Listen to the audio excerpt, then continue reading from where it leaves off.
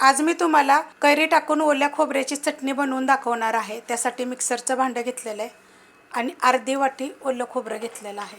तुम्ही ही चटणी घावण्यावर वगैरे खाऊ शकता। अर्धा भाग कैरीचा घेतलेला आहे, त्याची साल एकदम पातळ आहे त्यामुळे काढली नाही। तुम्हाला हवं असेल तर तुम्ही काढू शकता। 8 ते 9 लसणाच्या पाकळ्या, तिखटाप्रमाणे मिरची, त्याच्यामध्ये टाकायचा थोडासा एकदम पुदिना, एक 4-5 जरी पानं टाकली तरी पण ह्याच्यामध्ये चालू शकते। एवढं टाकलं तर चालेल। 4 काड्या घेतलेल्या आहेत मी आणि देठ पण त्याचे मी घेतलेले आहेत।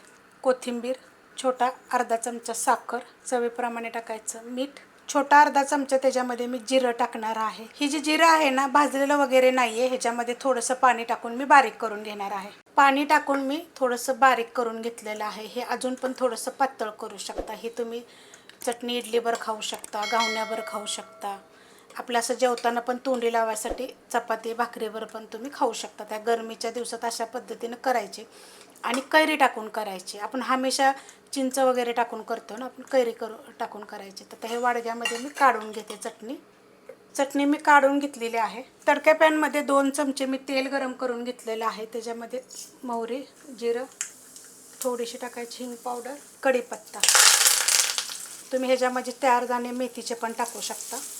फोडणी करून घ्यायची आणि मिक्स करून घ्यायची।